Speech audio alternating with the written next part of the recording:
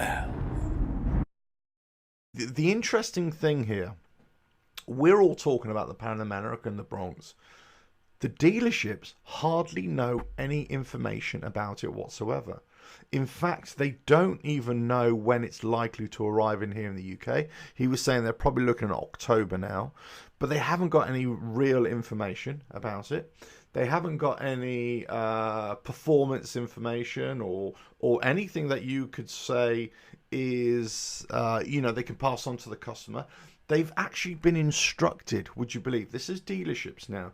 And this could be all over the world, but Harley-Davidson Motor Company have instructed the dealerships to start building up a customer base for the Pan America, which is great and fine, because I don't think that's a bad idea, because you want to build up a customer base so that you can get people interested in the product.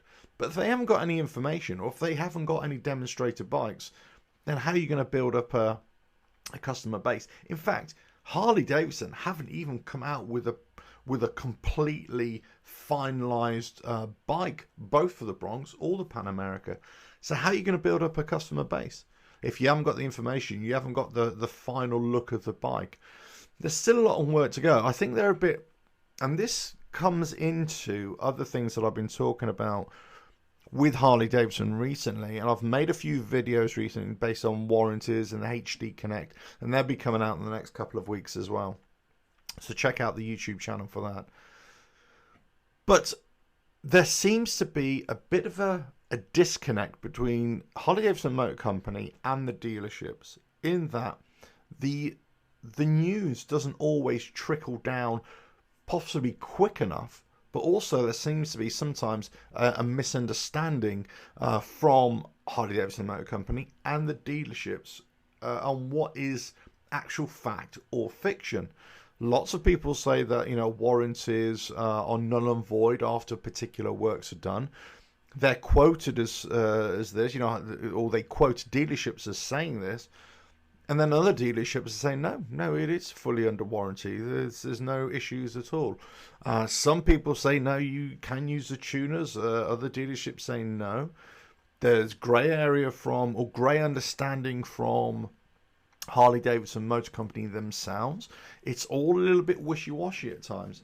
And people ask me about this upstaging and doing modifications, especially performance modifications on the engine or, gearbox or anything like that. Anything that is, power or drivetrain, and how that affects your warranty.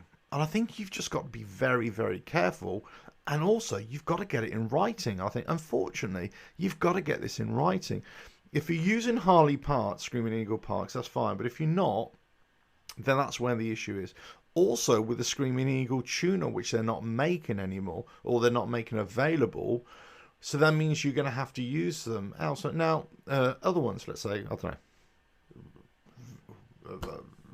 whichever one you want to go. The FP3 Vance and Hines one comes to mind, but obviously there are other ones as well out there. But here's the thing. If you have another tuner, Harley-Davidson Motor Company have told the dealerships, certainly here in the UK, that although they are not covered, and if there is a particular issue, then that may affect the warranty.